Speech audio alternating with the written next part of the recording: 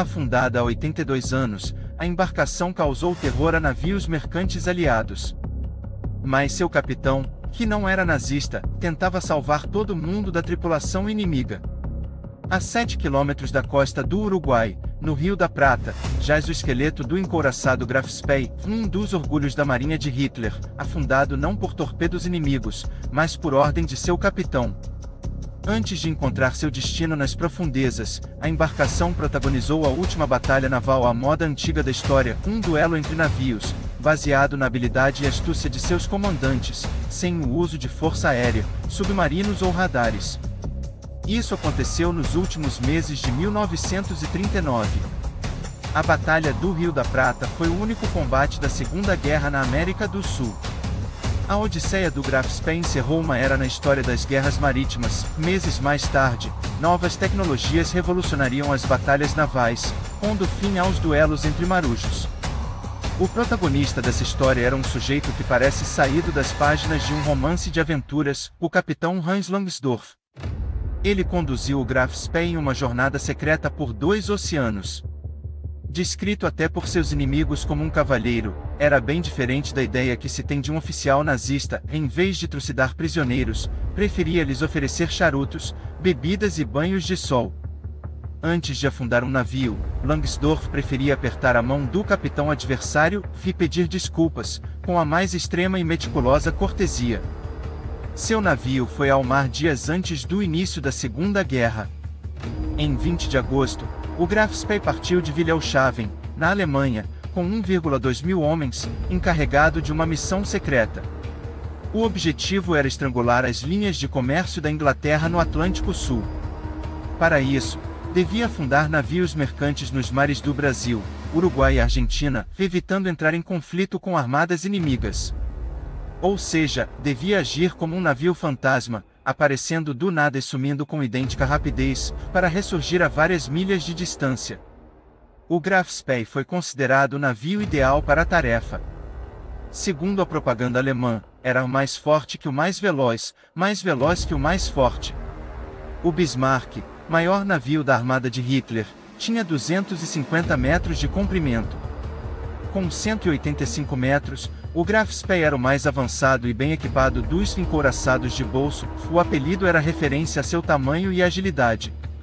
Um navio assim podia alcançar uma velocidade de 28 nós, 55 km por hora, enquanto outros encouraçados não passavam dos 23 nós, escreveu o historiador uruguaio Federico Leite.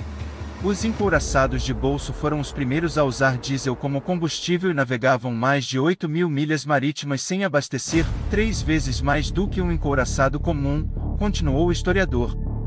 O maior trunfo, porém, eram as táticas de pirataria de seu capitão. Carregado com latas de tinta, para pintar e repintar o casco, o navio trocava de cor ou de nome em alto mar. As torres com canhões eram cobertas por lonas, e Langsdorff mandou instalar, nos mastros, sinalizadores utilizados por navios mercantes. Isso permitia que o Graf Spee se aproximasse dos inimigos quase incógnito, mostrando as garras quando a armadilha já estava fechada. Nas sombras, o navio fantasma alemão navegou do Mar do Norte ao sul do Atlântico, até fazer sua primeira vítima um mês após o início da viagem, a pouco mais de 50 milhas do litoral de Pernambuco. Em 31 de setembro, o navio brasileiro Itatinga encontrou botes lotados de marinheiros ingleses, tripulantes do Clemen, que viajava entre Nova York e Rio de Janeiro e fora afundado na véspera pelos alemães. Sem desfraldar a bandeira nazista, pintado de verde escuro, ele se passará por navio mercante até o último segundo. Durante os 3 meses seguintes, sob camuflagens variadas, voltaria a aparecer e sumir diversas vezes no sul do Atlântico, afundou mais 8 barcos mercantes sem matar um único inimigo. Ao serem resgatados, os ingleses relataram o método cavalheiresco utilizado por Langsdorff. Com seus canhões apontados para o Clemen, o capitão enviou um bote para trazer o comandante inglês a bordo do Graf Spee. O britânico foi recebido com um caloroso aperto de mãos. "Peço que me desculpe", disse-lhe Langsdorff, em inglês impecável. "Sinto muito, realmente, mas vou ter de afundar o seu navio." Nascido em 1894, em Düsseldorf, Langsdorff havia servido como tenente na Armada Imperial do Kaiser Guilherme II. Na Primeira Guerra, foi condecorado com a Cruz de Ferro. De todas as forças armadas alemãs, a Marinha era a mais tradicional e possuía, em enormes quantidades, oficiais que não eram ligados ao nazismo. Langsdorff não era afiliado ao partido, diz o historiador militar Carlos Roberto Darós, da Universidade do Sul de Santa Catarina. A bordo do Graf Spee, os prisioneiros ficavam soltos, desde que jurassem não tentar escapar nem sabotar os equipamentos. E costumavam ser desembarcados em segurança em algum porto neutro. Entre setembro e dezembro de 1939, o alto comando britânico empreendeu uma caça desesperada à embarcação alemã. 3 encouraçados e 14 cruzadores foram enviados ao sul do Atlântico, em grupos separados, em busca do Graf Spee. Por 3 meses, o Graf Spee despistou os perseguidores, mas no dia 13 de dezembro, a 500 quilômetros da cidade uruguaia de Punta del Oeste, na boca do Rio da Prata, foi encurralado. Por volta das 6 horas, 3 cruzadores o cercaram. O navio foi alvejado 19 vezes e Langsdorff sofreu uma concussão craniana, ao ser atingido por estilhaços. Apesar dos danos, o capitão conseguiu conduzi-lo para dentro do Rio da Prata e rumou para Montevidéu. O Uruguai era uma nação neutra, mas seu governo não simpatizava com o Terceiro Reich. Quando o navio ancorou, milhares de pessoas acorreram as avenidas à beira-rio para avistá-lo. O Graf Spee ainda tinha munição suficiente para bombardear Montevidéu.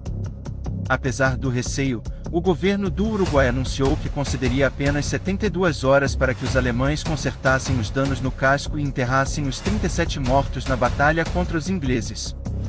Depois disso, o barco teria de zarpar. Circulavam boatos de que a Inglaterra enviará uma grande frota para vigiar a Foz do Prata. Para Langsdorff, o estuário havia se transformado em um beco sem saída. Langsdorff, além de ferido, estava exausto. Havia indícios de que começava a se desiludir com Hitler. No funeral dos marinheiros, foi a única autoridade que não fez a saudação nazista. No dia 17 de dezembro, o navio zarpou pela última vez. A 7 quilômetros da costa, o capitão ordenou que a tripulação abandonasse a embarcação. Depois, instalou cargas explosivas. Faltavam 10 minutos para as 21 horas quando uma labareda gigantesca lançou uma coluna de fumaça negra para o céu. Mais 3 explosões se seguiram. Em Montevidéu, jornalistas começaram a tagarelar afoitos para suas respectivas estações de rádio, enquanto o Graf Spee, destroçado por seu próprio capitão, desaparecia sob as águas do Prata. Após esse desfecho digno de uma ópera de Wagner, a tripulação alemã buscou refúgio em Buenos Aires. Alguns voltaram à Europa para continuar a guerra. 2 dias após afundar o Graf Spee, Langsdorff vestiu o uniforme e deitou em sua cama, no City Hotel, em Buenos Aires.